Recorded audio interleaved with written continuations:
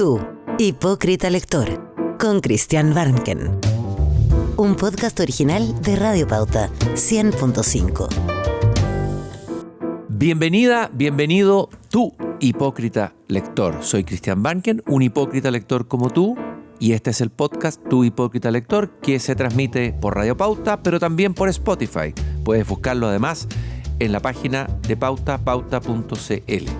Ustedes saben que el título de este programa, los que lo han escuchado antes, remite a un poema del poeta francés del siglo XIX, Charles Baudelaire, el maldito, dicen, uno de los poetas malditos del siglo XIX, quien, enumerando los abismos, los pecados del alma humana, la lascivia, la estupidez, etc., termina el poema refiriéndose al aburrimiento, al ennui, como el peor de todos, como el más devastador. Y ahí se da vuelta y se dirige al lector y le dice: tú bien lo conoces esto, tú, hipócrita lector, mi semejante, mi hermano. Toi, hypocrite lecteur, mon semblable, mon frère. Hoy día tenemos un hipocritísima lector, pero además autor de libros muy importantes dentro de lo que es la historia o la historiografía chilena. Él es Joaquín Fernandois, profesor emérito de la Pontificia Universidad Católica de Chile, presidente de la Academia Chilena de Historia, académico de la Universidad San Sebastián, experto en historia contemporánea, historia de las ideas políticas y relaciones internacionales. Tiene un doctorado en historia en la Universidad de Sevilla, investigaciones en Alemania sobre variadísimos temas y autor de varios libros muy significativos, historias, ideas y políticas. También la política exterior del gobierno de la Unidad Popular y Sistema Internacional, Mundo y Fin de Mundo, La Revolución Inconclusa, la izquierda chilena y el gobierno de la Unidad Popular, un libro extremadamente entretenido, interesante para conocer el periodo del UP, un libro que de alguna manera se pudo haber leído cuando vino la celebración de los 50 años, era el momento oportuno para leerlo. Tengo en mis manos La democracia en Chile, trayectoria de Sísifo. Joaquín, un gusto de tenerte aquí en el podcast Tu Hipócrita Lector. Igualmente, Cristian, mucho gusto de estar aquí. Esto va a ser como una suerte de confesionario, Joaquín, es decir, así es. Vamos a ponerte en el diván del lector y vamos a partir hablando de tu historia. A ver, entiendo, tú eres oriundo de Viña del Mar, o pasaste una parte de tu infancia en Viña del Mar. Nací cerca del Estero. Cerca del Estero. Sí, en la casa de un doctor, tenía esas clínicas privadas, el doctor Oriols. ¿Cómo te marca esa viña, digamos? ¿Te sientes un villamarino en una parte tuya? Sí, completamente. Ya. Villamarino mestizo con porteño, y esto no lo digo por ser elegante, sino porque también la ciudad de Valparaíso está ligada a mi familia de marinos. Por el otro lado, mi abuelo fue comisario de policía en Valparaíso a comienzos del siglo XX, en la primera década. Entonces había mucha relación, y además a mí me interesaba, cuando llegué a la universidad, mantener el parentesco. Entre ambas ciudades tengo que confesar, porque había como una rivalidad entre los jóvenes. Entonces, no sé qué, el Villamarino era más, nosotros, digamos, vivíamos bastante precariamente, fue unos años que pasamos más o menos duros en la vida en ese momento. Pero con todo, da la impresión, alguien me ha dicho después: mira, que tú pertenecías a la aristocracia de Villamarino, y yo que la aristocracia estaba medio muerto de hambre. Entonces, eso es. Hoy día Valparaíso es tan distinto a Viña, y Viña también está comenzando a manifestar la enfermedad porteña, de a poco. ¿Cuál es la enfermedad porteña? La decadencia. ¿La sagrada decadencia, como diría Cavaco? La decadencia de los centros, la decadencia de lugares esplendorosos. La gente de París todavía vive en París. O sea, bueno, París es una gran cosa, pero yo creo que hay que mirar esos grandes modelos. Entonces, ¿y por qué no somos capaces de mantener? Y aquí el centro de Santiago. También es decadencia. Sí, pero toda la población Vergara de Viña, que era como el corazón villamarino, está. La gente tiende a irse a la periferia. Ahora, dicen que en los momentos de decadencia, Cavafis decía esto, hablaba de la sagrada decadencia, se refería a Alejandría, de alguna manera como que son propicios para buena literatura, para novelas, poesía, etc. Hay algo en el Crepúsculo donde las cosas casi no son y a la vez son. Hay un epígrafe ahí que pone Luis Ora, uno de los trabajos del libro que te pasé, donde señala eso. La idea que se ha venido mucho en la modernidad, de que en ciertos momentos, en ciertos instantes, aparece lo eterno y después se fuma. Yo escribí un libro, un artículo, perdón, con una historiadora, Ana María Stuben, sobre el mito del suicidio de los amantes. Romeo y Julieta es más claro, que en el fondo desafían, el amor no es eterno, el amor pasa, es una gran, tremenda ilusión y pasa. Pero sin embargo fue verdadero, no por pasar. Entonces, ¿cómo se le desafía? A la muerte, porque hasta aquí llega todo.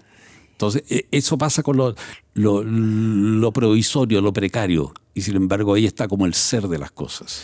Oye, Joaquín, ¿cómo te hiciste lector? ¿Te hiciste lector tempranamente? ¿En tu casa había una gran biblioteca? ¿Tus padres eran grandes lectores? ¿No era una familia intelectual o si la era? Dame una descripción. No vengo de una familia intelectual. Sí una familia que mis padres se preocupaban de lo que pasaba. Me ponían en tensión, esto lo he dicho muchas veces. Mi padre tronaba contra Roosevelt porque metió el comunismo en América. Es un cuento ese, pero en fin, mi papá decía eso. Mi mamá me hacía rezar por la conversión de Rusia, cosas que me impresionaban. Yo leía los diarios ya de niño chico. A partir de los 11, 12 años leía todas las noticias internacionales todos los días, que me fascinaba eso. Ahí entraba, o sea, la historia del mundo entraba en la historia de Chile como que claro. se cruzaba, que iba a ser un tema de toda tu historiografía posterior, ¿no? Claro, y empezaron a entrar las lecturas de esa época, Aníbal Séptimo de Línea, Fernando Alegría con el Lautaro joven libertador de Arauco. Yo quería ser Lautaro una especie cuando lo leí. Tengo que confesar algo que pocos confiesan, pero en la generación mía y los que me antecedieron era muy importante, el Reader Digest. El famoso Reader Digest. Yo hasta los 15 años, 17 años. Era como una revista libro que tenía una cantidad. Cuéntanos un poco cómo es el Reader Digest, para que el que nos esté escuchando y no lo conoce. Es concebido como de la década del 30 en Estados Unidos para llevar resúmenes de libros, resúmenes de artículos a un público más masivo. Considerado superficial, y probablemente lo tenía, era superficial, pero era una forma de entrar, era hacer una conexión entre una masa ignota y como la discusión sobre los grandes temas de la sociedad contemporánea. En casi muchas casas de las familias chilenas estaba la colección del Cuando venía a Santiago de unos primos, un tío mío había guardado todos los de la época de la guerra y me encerraba en ese garaje ahí a leerlo con otro primo que aficionado también a eso. ¿Y hay alguna lectura de infancia que te haya quedado así en el imaginario, que todavía resuene un poco en ti? Yo te diría que la lectura de Readers son un poco de Reader Digest y que me empujaron un poco negativamente. Yo diría porque me he dado cuenta que algunas cosas las creo firmemente y son cuando se estudian los fundamentos para afirmar, hacer ese tipo de afirmaciones son más débiles. Pero sigo agradeciendo como apertura. Ahora, lectura importante cuando empecé a leer ya libros de historia de la Segunda Guerra Mundial. Yo diría una biografía de Emil Ludwig sobre Bismarck que me impresionó mucho. La leí como Emil Ludwig era un autor de varias biografías. Con Zweig era así, hoy día es menos conocido. Es más conocido Zweig. Mucho más. Pero en la época eran como parejos y Ludwig tenía casi más éxito de alguna manera comercial, por decirlo así. Pero eran buenos escritores, sobre todo Zweig, pero no cabe duda, pero Ludwig también. Y las biografías de Ludwig, esa la de Magallanes, esa también otra que me impactó mucho. Como a los 15 años. ¿Y qué te impresionó del personaje de Bismarck contado por Emil Ludwig? Está como un poco resumen de la historia contemporánea de la Alemania de la época, los dilemas revolución contra revolución, los dilemas internacionales, los orígenes de los conflictos. Y después resulta que hace todo un tema Bismarck, porque sí, lanzó a Alemania una serie de guerras limitadas, pero después creó un mundo en donde se manejaban los conflictos. Y mientras él vivió, disolvía los conflictos con arreglos, con arreglines, diríamos hoy día. Pero en fin, cuando no se hacen esos arreglos, se llega a lo absoluto, hay una catástrofe. La cocina. Sí. Quiero escribir un día un ensayo sobre Proust porque encontré en uno de los personajes es un embajador que representa un poco en una escena, en una frase, en un párrafo final donde aparece este embajador, es un frívolo, pero aparece quizás la razón del comienzo de la Primera Guerra Mundial. porque era un frívolo. Cuando lo sacan porque tiene que llegar alguien serio que arreglar los problemas, termina diciendo Proust ahí. A los 2 años Francia se encontraba en guerra con esa potencia. Hay problemas que son inarreglables de la sociedad humana. No se pueden solucionar. Se puede convivir con ellos. Se puede aminorar el mal que ocasionen. Pero es mejor hacer eso que llegar a una solución que finalmente va a provocar una catástrofe. Y la guerra, imagino que tú has reflexionado y estudiado y leído mucho sobre la guerra. Lo que se dice siempre, que la historia humana en realidad es historia de guerras con algunas pausas intermedias de tranquilidad. A ver, ¿qué? Sí, es que es fascinante. Como yo soy de familia marino, en fin, todo lo naval, militar me ha fascinado y sigo leyendo historia militar del siglo XX. Pero hay que tener cuidado. La historia humana ha sido de guerra y de paz. Si hubiera habido pura guerra estaríamos destruidos. Esto empezó sí con el comienzo, con Adán y Eva. Es decir, en la pandemia volví a leer, no entera, no alcancé el Nuevo Testamento, pero lo empecé a leer como internacionalista. Porque si uno lo lee ahí, se da cuenta del problema de la guerra y la paz, la violencia entre las sociedades, la violencia dentro de la sociedad. Es interesante ver que en el Nuevo Testamento está mucho menos, porque es otro el tema, es otro problema. Pero y Cristo cambia como la regla del juego. Pero el Antiguo Testamento también tiene entre las tantas enseñanzas que tiene esa enseñanza. Leer el Antiguo Testamento como internacionalista. Claro. Interesante. Yo lo aconsejo. Después de haber leído dije, esto tiene que aprenderse. Pienso en David, entre otros, ¿no es cierto? ¿Cuál sería el libro ahí mejor para...? Los jueces, yo diría la expansión violenta. Parte de historia mítica, no es que haya sido así, eso no lo sabemos, no estamos seguros. Pero se aparece como un mundo como que eso fuera natural. Te pusiste a leer el Antiguo Testamento un poco como Ernst Junger, en un momento difícil se pone a leer, era oficial de guerra, yo sé que es un escritor que te gusta, vamos a hablar de él. Ernst Junger descubre algo en el Antiguo Testamento, ¿no? Sí. Era en la Segunda Guerra Mundial. En la Segunda Guerra Mundial. Los dos, la Biblia en general.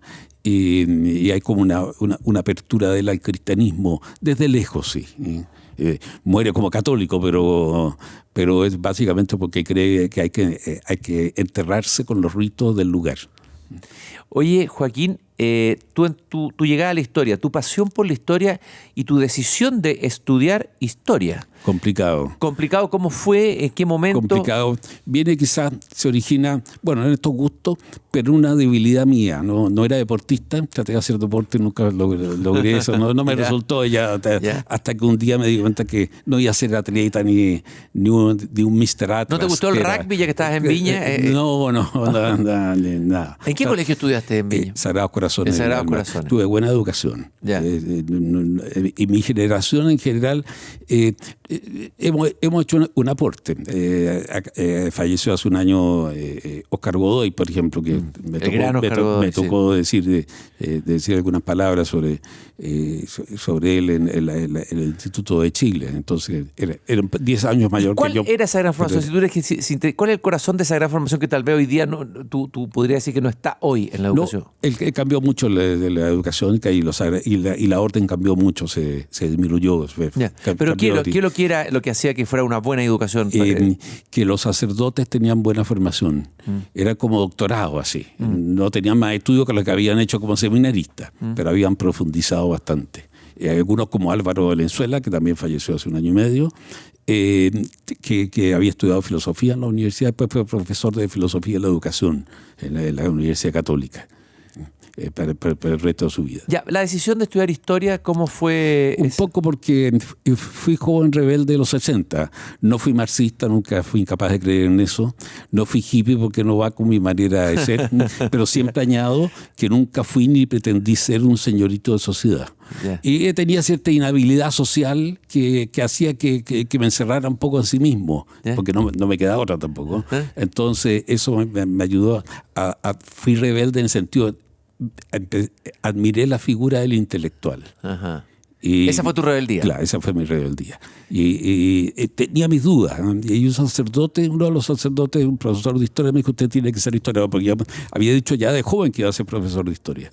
Y después me fui un poco retirando por todas las razones que conocemos de la educación. Pero al final me dio él el impulso. Y pegué un salto al vacío. así. ¿Y hubo algún libro de historia ahí que sí, te haya marcado, a esa altura, que haya sí. ayudado a ese salto?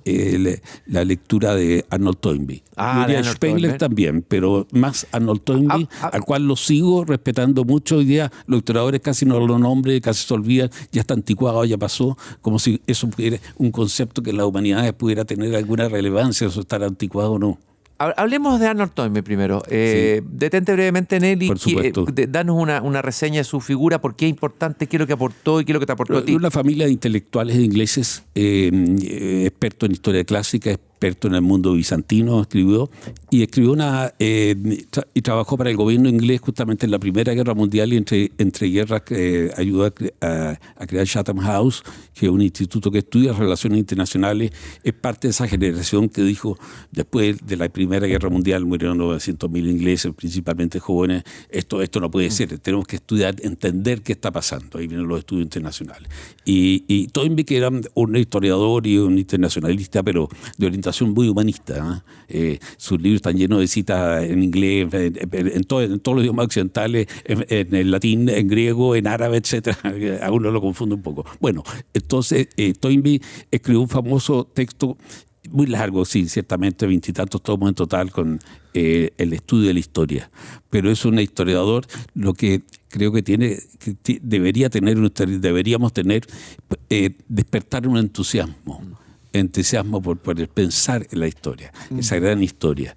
Y estos grandes temas de la historia, sobre todo después que uno está envuelto en la petite histoire, o una historia más detallada, monográfica, porque eso es lo que se le llama ciencia, ¿no? O sea, a esta edad mía, estoy por cumplir 77, voy a regresar a las razones por la que entré a estudiar historia, dar esta grande respuesta del hombre en la historia y la sociedad humana. Porque hoy día imagino que el historiador... Y Toynbee tiene una teoría sobre el origen, el desarrollo de las civilizaciones, las crisis de ellas. Spengler también tiene una teoría muy determinista, que no calza mucho, aunque tiene grandes intuiciones tremendas de Spengler. Pero Toynbee da una respuesta que me parece más verosímil. ¿Y cuál es la respuesta de Toynbee? La respuesta es que él lo resume especialmente en el tomo tercero, anuncia el desafío, el desafío y la respuesta. La sociedad humana y las circunstancias humanas nos llevan a desafíos. ¿Respondemos o no? Bien, ¿somos capaces de responder a ese desafío? Entonces podemos superar ese desafío, podemos superar una crisis, podemos superar un momento angustioso. No para siempre, va a venir otro, es algo permanente, y las civilizaciones decaen cuando no saben enfrentar un desafío. ¿Estaríamos viviendo algo parecido hoy día en nuestra civilización occidental? Yo creo que es parte de la condición humana, creo que la condición humana, esto es para siempre, señores y señoras. En esa lectura... en esa lectura sí, yo creo que sí. Y él lo piensa en la época. ¿Y en nuestra época, sí, hoy, Occidente no estaría viviendo algo parecido? Sí. Aunque habla de la primera mitad del siglo XX, pero en el fondo está hablando de mucho más.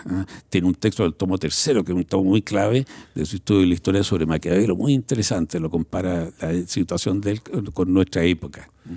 Y además tiene una preocupación espiritual, que a veces es de mal gusto plantearla en los planos académicos, pero hay una preocupación espiritual en el que es importante. Y Spengler es un autor muy citado que ha marcado a muchísimos lectores, historiadores. Es un diletante, pero un gran diletante. Está el diletante, una masa diletante, y hay otros que tienen tremendas intuiciones. Spengler está en esos, en que ve, primero, que todas las culturas tienen valores, pero valores distintos. Algo que puede ser discutible, depende cómo se lo interprete, pero que toda cultura nace con un símbolo, con una idea, y que le cuesta traspasar eso, ¿no? Yo diría que no es imposible traspasarlo, pero cuesta, es difícil. Entonces, y ahí viene la determinación de la sociedad occidental como faústica. Esto de desafiar al destino, crear nuevos horizontes, robar el fuego a los dioses, seguir adelante, pero que tiene su peligro. ¿Y cuál sería esa determinación histórica o ese punto que marca la cultura chilena o la historia de nuestra historia de Chile? Si le aplicáramos a Spengler a Chile, si nos ponemos spengleriano a analizar la historia de Chile. A ver, que somos parte de la cultura de la cultura hispánica, y el mundo hispánico es una versión de la cultura europea. La versión del sur de Europa, un sur más mixto. Bueno, Europa es bien diferente y bien variada entre sí. Como se ve comunidad mirada desde fuera, desde China, desde África, etcétera. Yo diría que ese es un tema importante y yo coincido plenamente con otros, lo que llamo de los maestros en la lectura que tiene la vida Octavio Paz, cuando dice que nuestra América, por lo que se llama América Latina, es un occidente excéntrico. De alguna manera una reproducción de Occidente, una magna Grecia, que se lo escuché una vez un gran argentino, Carlos Di Sandro, la idea, ¿cuál es la misión? Debería ser la misión nuestra en América, crear la idea magna Grecia, que se puede recrear una cultura fuera de su origen, pero si pescamos, si logramos y nos sumergimos en la sabiduría de esa cultura y aplicarla y cambiarla y combinarla, al fin, etcétera. Nada puede ser igual a otro, no puede ser una reproducción fotográfica, pero se puede realizar esa creación y yo creo que eso sería el sentido de la historia debería ser el sentido de la historia latinoamericana. Bueno, por algo Borges sentía que los latinoamericanos eran como europeos exiliados de alguna manera, ¿no? Yo creo que la idea es bien análoga a la de Paz, que la repite mucho Octavio Paz. Oye, Joaquín, y entras a estudiar historia. Sí. Me imagino que hay algún maestro que te marca y como te marca un maestro, tú hablaste de los maestros de lectura, pero hay maestros que además te llevan a leer libros. ¿Quién? Héctor Herrera. Famoso profesor. ¿Eso es la Católica? ¿Dónde fue? ¿En Valparaíso? Valparaíso. La UCB se llamaba en ese entonces. La UCB. Universidad Católica de Valparaíso. Háblanos de él. Háblanos de él porque hoy día pocas veces se habla de él. ¿Quién era? ¿Quién fue? Es alguien que nace de orígenes campesinos, relativamente modesto, en la zona del sur de Curicó, de San Fernando, más o menos aproximadamente en esa parte, y que entra a la Universidad de Chile a estudiar historia y se sumergen en el estudio de la historia antigua. Un tiempo quiso ser teólogo, me contaba él, después había estudiado empezó a hacer una tesis sobre la guerra en la Edad Media, pero al final se hizo bizantinista. Bizantinista. Tiene varios libros sobre Bizancio. Una visión quizás de repente, por momentos, un tanto idealizada de Bizancio, pero como profesor, digamos que alguien que eleva y que muestra otros horizontes. Inolvidable sus clases sobre Homero, sobre Esquilo, las tengo muy presentes. Y ahí quedé entusiasmado con Grecia, que es una especie de visión mía y que tengo un compromiso interno de escribir algo sobre Antígona. Se han escrito como 2000 libros sobre Antígona. Debo escribir otro ensayito más. ¿Por qué Antígona? Porque hay varias cosas y que está el tema de la paz, el tema de la mujer, pero sobre todo que las crisis humanas comienzan aquí. No son cosas objetivas, lo que llamamos objetivos materiales, que aumentó, bajó la producción, la inversión, la mayor riqueza, etcétera, pobreza. Son temas reales, todo eso de problemas reales, pero no son los problemas que originan. Están todos aquí, nacen en la mente humana. Cuando me dicen, mira, tú perteneces al realismo político, yo un momento, ¿qué es la realidad? Y cito siempre Antígona, y Creonte, que en principio de manejar las leyes y que el poder se mantiene con la adhesión absoluta y literal a la ley, en el último instante por el consejo un anciano que lo amenaza un poco menos que de muerte, pero que le dice que está rompiendo el mandato de los dioses, que era enterrar a los muertos. Entonces Creonte echa pie atrás, pero ya tarde. Se ha producido por ahí la necesidad griega, se produció la tragedia. Claro. Y al final el reino cae, se destruye. La mujer se suicida, la otra dijo también. Y esa Antígona, ese libro, ¿qué nos sirve hoy? ¿Quién nos permite leer Antígona hoy? Entendernos a nosotros, entendernos en qué estamos. El tema de la medida, de la mesura. Yo creo que Cristo es válido para mí en el mundo transmundano. En cambio, en este mundo yo aconsejo seguir siempre la mitología griega, porque es la mejor explicación, no sé si es la mejor, pero hay otras más, pero la gran explicación de qué es lo que es la vida y de lo que se trata. ¿Cuáles son las fuerzas? La híbris y la némesis. La desmesura. Y nos tenemos que mover entre estas fuerzas. Tenemos que de ahí viene el dinamismo humano, el dinamismo de la vida. O sea, nos sirven más para nuestra vida humana aquí los mitos griegos que los evangelios de Jesús. Eso tiene una proyección trascendental. Ajá. En cambio, los dioses griegos son que son, como tú sabes, son dioses humanos, en parte humanos, y tienen todos los defectos, no mueren nomás, son inmortales. Estás escuchando un podcast original de Radio Pauta, 100.5. Joaquín, ¿y el otro maestro que te marcó? Bueno, tuve buenos profesores ahí, Marco Antonio Hueve, Rómulo Trevi, que todavía vive. Sí, el gran Rómulo Trevi. Está ahí. Pero el que llegaba allá, ahí se da clase en 2 semestres en seminario, fue Mario Góngora. Bueno, teníamos que hablar de Mario Góngora ineludiblemente. Y con él empecé a trabajar, empecé a hablar, mejor dicho. Él tenía un departamento en Valparaíso y me dijo, vaya una tarde de verano, entre tal y tal hora. ¿Ya? Y así fui una tarde, golpeé. Esa época se usaba más a eso, llegarme sorpresivamente, pero él me había dicho. Y ahí comenzó una relación. Le había llamado la atención algo que yo había dicho una vez, etcétera. Entonces, hablemos de Mario Góngora, que ahora ha sido está como reapareciendo en varios estudios y libros que han aparecido gente más joven. Hugo Herrera publicó uno, etcétera. Sí. La figura de Mario Góngora para la historia de Chile y para el pensamiento humanista chileno, yo creo que es un humanista. Un gran humanista. Es un gran humanista, sí. ¿Ah? Es un pensador, sí, es un humanista. Creo que su ensayo, por ejemplo, tiene un valor meditativo literario, de las dos cosas, tiene como ambas caras. Es un investigador muy riguroso que toma muchos elementos de la escuela francesa, pero es más de la escuela alemana, y finalmente toma muchos elementos por Brodel, que son como dos corazones de la historiografía del siglo XX, el del Mediterráneo. Pero claro, la francesa es la que existió en las grandes estructuras y la historia económica, social.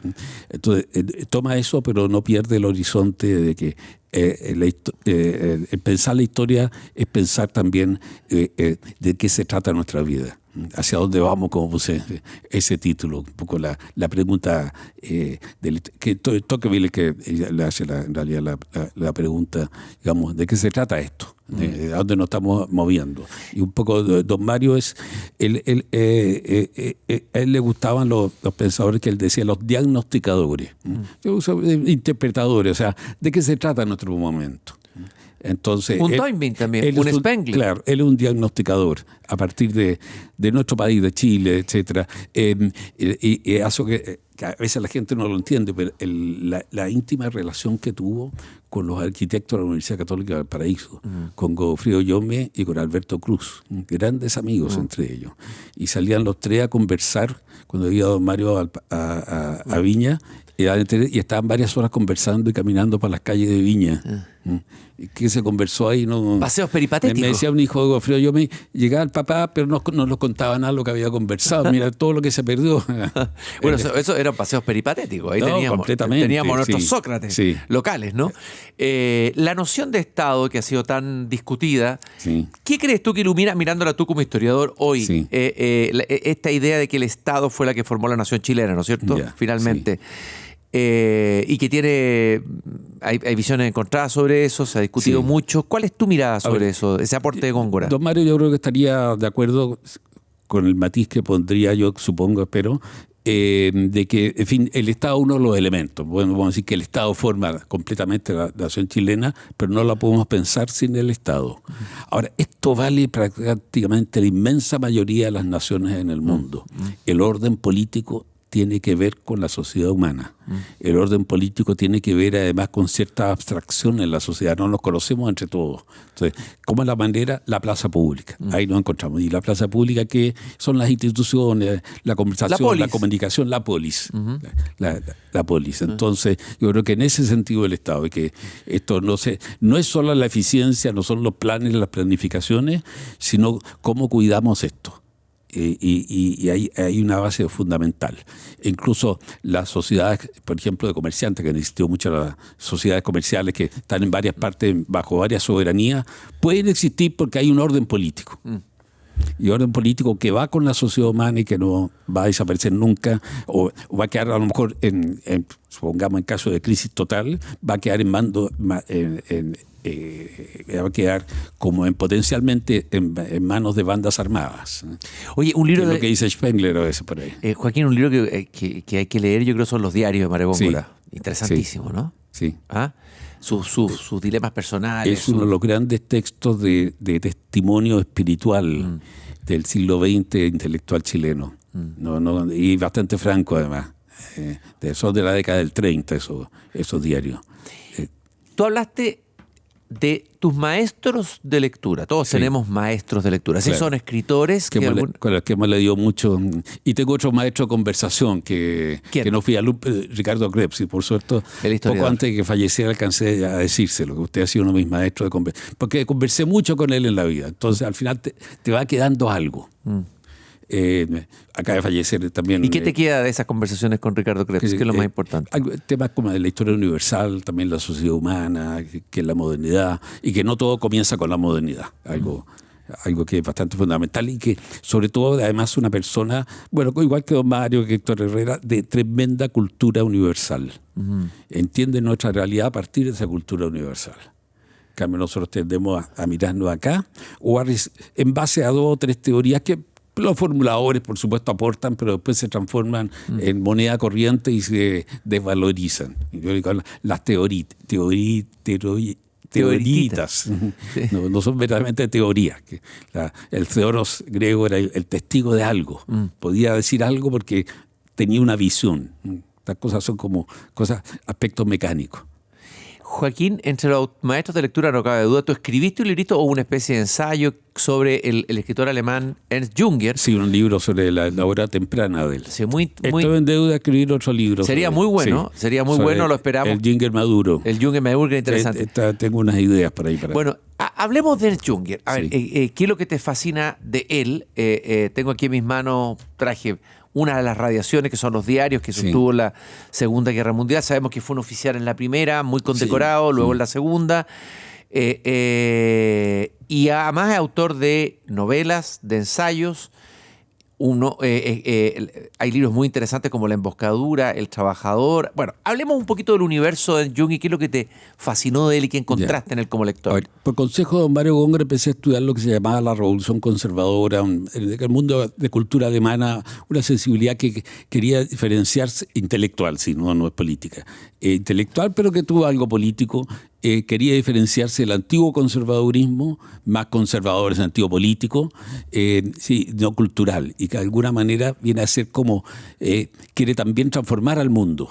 Entonces, encontré que esto tiene versiones y reproducciones a lo largo del mundo, no solamente algo alemán. D.H. Lawrence, el inglés, yo creo que es perfecto representante, sí, sin saberlo él, pero, pero sus temas son esos, son ese, ¿dónde está el corazón, dónde está el sentimiento, dónde está la magia del mundo? Que esto lo ha destruido, dónde están los dilemas humanos. Y tiene una serie ¿Y este pensamiento conservador de alguna manera es como... conservador revolucionario, ahí viene la... Conservador revolucionario... De rechazo a la modernidad. De rechazo a la modernidad, sí, ahí está. El Mario también era ¿Y por qué cuál es el rechazo? ¿Cuál es el corazón del rechazo a esa modernidad en relación al humano? La idea, la amenaza a la civilización, a la cultura, la amenaza a los valores intelectuales, el engaño de la técnica. Yo no creo tan radical, o sea, yo cuando joven repetí esas cosas, hoy día lo digo de otra manera, lo podemos explicar. Yo creo que matizar entre lo humano, la cultura, los valores y la organización, la parte organizativa de la vida, hay una tensión. Habrá siempre, y así funcionan las cosas. Si destruimos la parte organizativa, nos estamos destruyendo entre todos y hasta se nos va a olvidar el alfabeto, así de esa manera. Entonces, en Jünger es un poco eso. Bueno, yo leí eso, encontré que los representantes no estaban aprendiendo mucho. Me hubiera gustado leer grandes pensadores, hasta que me topé con Jünger y me di cuenta que había otra calidad literaria, otra calidad de meditación y algo diferente. Y es la hora temprana, que es quizá inmadura, es la más políticamente comprometida con el nacionalismo alemán, aunque más que nada ese compromiso está en los artículos de prensa de la publicística de la década del 20. Y después él se retira. Ya antes de la subida del decimal poder empieza a retirarse de eso. Pero ahí quedó la fama que él había preparado, Tomás Mann lo acusa después, y otros más, de haber envenenado a la juventud alemana con sus diarios de guerra, glorificación de la guerra. Bueno, yo en mi libro traté de mostrar que había sí glorificación, pero no en el sentido como esta oquedad de honor, los grandes cementerios, los muertos, sino como que el conflicto, o sea, en la guerra hay algo trascendental, hay algo humano. Con los años, el mismo Jünger cambió, dijo, nos dimos cuenta que no podíamos con la técnica. Los cañones destruían toda realidad. Toda la parte hermosa de la guerra, reflexión que hay una famosa frase de Marx sobre que la pólvora destruye el heroísmo, pero que ya está en Montaigne y está, recuerdo, está en el Quijote también, está en Cervantes, por ahí dice algo que ya, como que esto, la pólvora también no es la pólvora, dice, pero eso era elementos que están destruyendo al guerrero. Y Quijote puede ir a interpretarse ya como un preanuncio de esa crisis. ¿Qué recomendarías leer de Jünger a quien nos está escuchando? A los hipócritas lectores los diarios de la guerra, quizás el texto va a ser más inmortal. El diario de la Primera Guerra Mundial es interesante como testimonio de la guerra y como testimonio literario de la guerra. Pero el de la Segunda Guerra Mundial, hay poco de la parte, o nada de la parte, casi nada de la parte militar. De mucho de la vida en París especialmente, no lo pasó nada de mal allá en París. Y él admiraba la cultura francesa. Claro. Y era oficial de la ocupación. Francés. Yo, amigo, tiene una entrevista interesante con Picasso. Hablan bastante, el año 41, 42, por ahí habla con Picasso, tiene un diálogo a ver y conversan. Pero sobre todo hay una visión espiritual de la época, de la crisis y del conflicto, que lo pone en otro nivel. Hay un mensaje. Y aunque antimoderno, esto es la destrucción, este mundo que se encamina hacia una solución un poco insana, y sin embargo son libros, su escritura da esperanza, de esperanza que abre. ¿Y cuál es la esperanza que da de Jünger, crees tú? Como el retorno a valores tradicionales, pero a la arquea, al fundamento de eso, no una actitud como automática de protocolo, digamos, sino que básicamente de que hay ciertos fundamentos espirituales que si los olvidamos no va a descarrilar todo lo demás. Ahí está su visión también como espiritual trascendental, diríamos, prerreligiosa o parareligiosa, que tiene Jünger bastante fuerte. Su crítica cultural y en general en las novelas después que tiene, que también son todas novelas como de crisis de mundo. Solo los acantilados de mármol. Los acantilados de mármol. Heliópolis, que yo encuentro una gran novela. Sí, una novela, una distopía. Claro. Ciencia ficción, pero extraordinaria. Y Oymesville también. Y tiene otras más pequeñas. Oymesville, una de los 70. ¿Qué es lo que hay en esa novela de Heliópolis? Porque no es tan conocida entre los lectores de ciencia ficción. Que tuvo varias versiones de la alemana original, que yo encuentro es la que vale la pena, porque después la cortó, porque hicieron un libro de 1000 páginas, no lo lee nadie, en fin. Entonces, es también es parecido al acantilado de mármol, pero en un marco mayor, una crisis de la civilización, una destrucción de la civilización que termina con una restauración. Pero la restauración no va a ser lo mismo anterior, porque las restauraciones tipo Sila, que dice la figura de Sila, en fin, en la Roma antigua, pero que tiene el aire de la restauración por la espada, que ayuda, pero que también acentúa de otra manera la crisis. Otro de tus maestros de lectura entiendo que es Slav Milos, que es menos leído acá. Aquí tengo un volumen de poesía. Lo descubrí a los 30 años. Cuando fue premio Nobel, ahí me interesé por él y leí la otra Europa, uno de los libros que me revolucionó, así que hasta emocionarme casi hasta casi hasta las lágrimas. ¿Por qué? Cuéntanos, ¿qué es lo que es ese libro? Bueno, porque es una historia que me ha apasionado a mí, la historia de un intelectual, poeta, y que ha estado también comprometido con la política, pero ve el problema del compromiso con la política y con el poder. Y le tocó manejar en la época había una dictadura militar en Polonia, pero como todo normal, no pasaba mayormente, pero muy crítico de esa Polonia, de algunos elementos de esa Polonia, y después el comunismo. Él se hizo el hombre de izquierda.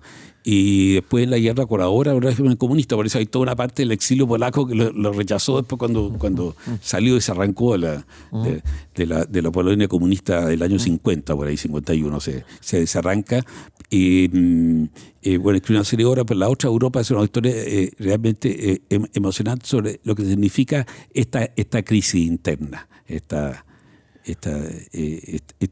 digamos, y los desgarros. Y el desgarro que implica la historia, dice, nuestro pueblo, Polonia perdió como un 20% de la población en la Segunda Guerra Mundial, y fundamentalmente, diría, asesinada casi, la mayoría de los 6 millones de muertos, 5 millones de asesinados más o menos. Tiene otro libro que se llama La mente cautiva, sobre la propaganda comunista, ¿no? Claro, y el pensamiento cautivo. El pensamiento cautivo. Ahí cita a Neruda también, ¿no?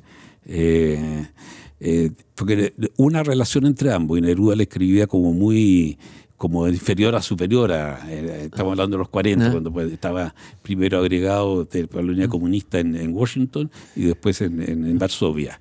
Y después cita una frase de Neruda, dice que aquí solo unos cuantos reaccionarios se oponen al comunismo, que no hay que hacer caso a eso. Él dice, yo puedo decir que eso no es el caso. Yo le creo lo que él dice sobre Chile, sobre la pobreza allá, pero aquí es otra la situación. En una conversación que debe haber sido fingida y con un intelectual que le está diciendo, mire, ¿qué te preocupa de todos los muertos si estamos realizando algo tan grande que esto es un detalle?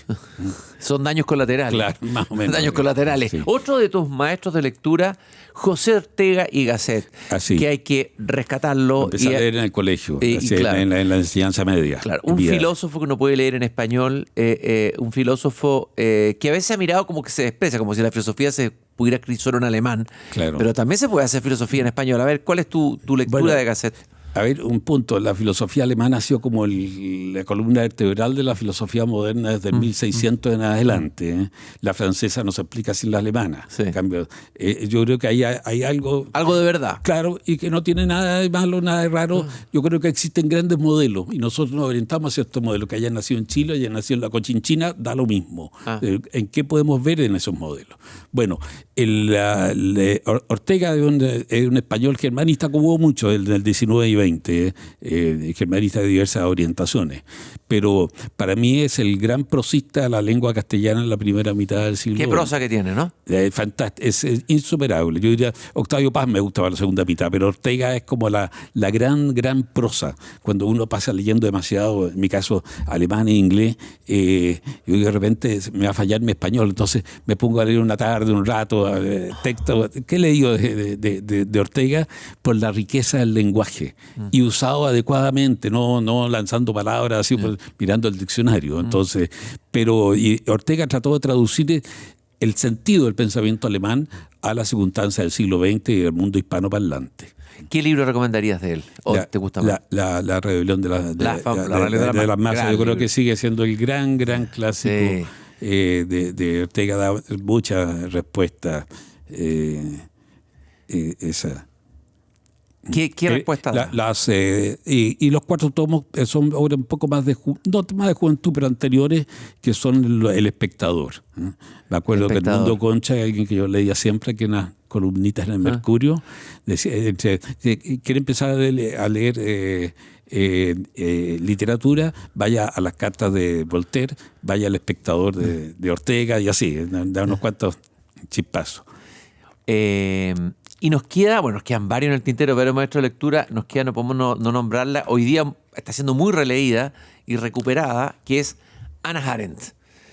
Ese es mérito mío, que tipo año 69, yo la visitaba por ahí. Y había un libro en inglés, el de los totalitarismos, estaba en la biblioteca, en la librería para la venta de la Universidad Católica del Paraíso. En esa época era muy caro importar libros extranjeros, pero había una cuota.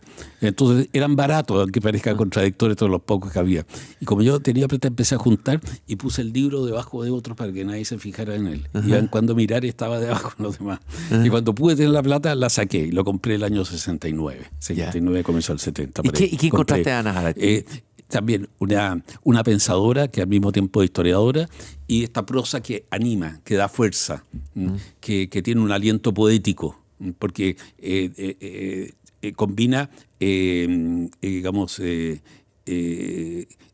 sonido, sentido, lo meditativo y lo estético, ¿no? en una sola expresión. Y eso en toda su obra, en todos los ensayos, en todos los libros de Hannah Arendt, lo dice, y empieza a citarlo en todos mis primeros trabajos. Cito mucho. ¿Cuál es la mayor Hannah contribución de Hannah Arendt al pensamiento, a la ciencia política, no sé? Yo diría al pensamiento político, ¿no? El tema que es de esa, que está ausente de lo que se llama un poco la ciencia política y el tratar de limitar o de encaminar al pensamiento político, por en el caso de la corriente principal en el siglo XX, como así una especie de consejero del príncipe. En cambio, Hannah Arendt lo mantiene en el corazón de la filosofía, del pensamiento, del espíritu, con los problemas que tiene el poder político. Claro, no los oculta, y por eso la teoría del totalitarismo, la condición humana, son libros tremendos. Eichmann en Jerusalén. Yo estoy de acuerdo mucho con su tesis, no tanto lo de la banalidad del mar, que me parece una gran aporte, sino esto que, en fin, algunas críticas al Estado de Israel y a la conducción de autoridades judías durante el Holocausto. Entonces, creo que ahí fue injusto. Esto fue una tremenda debate en Estados Unidos, 60. Y el libro que dejó inconcluso, La vida del espíritu, cuya primera parte la analizamos en un curso de doctorado hace 18 años, y a los alumnos les encanta, porque historia, como como cualquier ciencia, es un pensar, una forma de pensar. ¿Qué es lo que es pensar? Aquí, 200 páginas tengo que leer, no le alcanzamos a leer párrafo por párrafo, y le fascina. Y además lo aconsejo un libro, para quien no sepa filosofía, es una gran introducción a la filosofía. Filósofos profesionales han criticado a Hannah Arendt porque, es claro, estas pensadoras analizan mucho, cita a Kant, a Hobbes, y dicen, no, pero hay toda una bibliografía sobre Hobbes, que Hobbes hay que poner tal matiz. Eso puede ser cierto, pero alguien de algún momento tiene que dar saltos. Y cuando se tiene una gran mente brillante como ella ayuda a dar saltos. La vida del espíritu, gran recomendación. Y por último, no podemos dejar de hablar de Albert Camus, un francés que aparezca en la lista. Formidable. Entiendo, sí. A ver, ¿por qué Albert Camus? ¿Qué te interesa de Albert Camus? Es como la versión trascendentalista del existencialismo. Es decir, digamos que no. Estamos en este mundo absurdo. El extranjero creo que es una novela clave del siglo XX para entender esta idea que hemos llegado a una tremenda civilización, ¿no? Que está en un paisaje semicolonial ahí, en el mundo francés, en Argelia. Pero que también las cosas como que no tienen sentido. El hombre rebelde, muy criticado, Sartre, incluso Aron, escribió el libro Aron después sobre el opio de los intelectuales, como decir, porque fue muy débil, encontraba filosóficamente. Pero hay, yo creo, un equívoco con el hombre rebelde. L'homme revolté, un nombre muy bonito en francés. L'homme revolté. Claro. Me rebelo, luego claro, soy. La famosa frase. Claro. Lo que pasa con el hombre revolté, el hombre rebelde, es que es un texto político en prosa. Un texto poético en prosa poética. Y hay que verlo de otro lado, como La muerte de Virgilio, que si es novela o es... de Hermann Broch. Claro, Hermann Broch. O más bien hay que leerlo como un poema. Y son dos lecturas distintas. Y yo creo que leerlo como un poema en forma de prosa enriquece más la lectura. Y es interesante lo de que Camus critique un tipo de rebeldía nihilista, ¿no es cierto? Sí. El rebelde nihilista, hay dos tipos de rebeldes, Claro, ¿no? sí. Un rebelde nihilista, que es el rebelde que coloca bombas y que podía haber matado a su madre, él dice eso, ¿no? Prefiero. Y en cambio, hay una rebeldía que puede tener sentido, digamos, que no es una rebeldía nihilista, ¿no? Él está llamando a una rebeldía que tenga sentido, sabiendo que el sentido es difícil de encontrar. Y una anécdota personal, porque estoy escribiendo algo que acá para probablemente escrito póstumo, que se llama El futuro de Dios, y tenía una cita de Camus que la encontré en otra parte. Y citaba los carnets. He estado leyendo, lo encontraba, y hace pocos días encontré por fin la cita. ¿Ya? Encontré la cita. Es algo así como diciendo, se nos fuerza a escoger entre Dios y la historia. La historia se entiende un poco el marxismo, un poco de la ley de la historia, en fin. Y yo preferiría escoger los árboles, la naturaleza, el agua, el mar, etc. Si no fuera porque no todo lo de la historia coincide con la existencia humana. O sea, hay algo más. Ahí está. Qué interesante. Entonces yo creo que la actitud religiosa del arte moderno hay que mirarla por ahí. Hay que empezar por ahí, el arte y el pensamiento moderno. Están las religiones tradicionales que creo que van a sobrevivir, pueden renovarse o no, vamos a ver eso, pero está también esta otra forma de llegar. Algún día a lo mejor se van a juntar los dos fenómenos en 100, 200, 300 años más, pero ahí está. Entonces, eso voy a empezar. Mi texto empieza con esa cita. Y la encontré por fin. Oye, el futuro de Dios. A ver, ¿de qué se trata este libro? A ver, brevemente. Un vislumbre. Un poco la cita de Camus viene que, digamos que la idea que para el hombre moderno, contemporáneo, es imposible que exista Dios. Y sin embargo, es imposible que todo sea así por puro azar. Somos todo azar. Ahí está cierto lo de Dostoyevsky. La frase no está exactamente así, pero la idea sí. Si Dios no existe, está todo permitido. Digamos, se empieza por ese lado. No está. Todo es la nada, pero la nada no se puede pensar sin el ser, por ejemplo, de Heidegger. Entonces ahí empezamos a ver dónde está la relación entre ambos. Y en esto, digamos, de que hay más en el ser humano.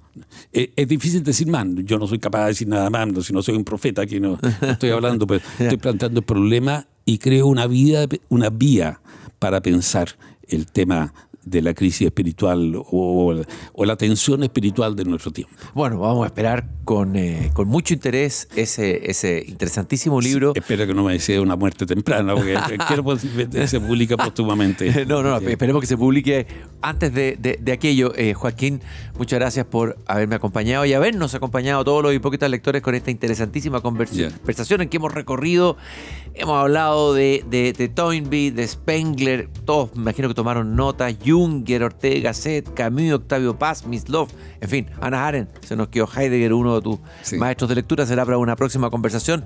Muchas gracias, Joaquín, un gusto haber conversado contigo. Yo me entretuve mucho aquí también. Yo también y aprendí mucho. Premio profesor emérito de la Pontificia Universidad Católica, presidente de la Academia Chilena de Historia, experto en historia contemporánea, historia de las ideas políticas y académico de la Universidad de San Sebastián, Joaquín Fernandoa. Nosotros, queridos y queridas hipócritas lectores, nos encontramos en el próximo podcast.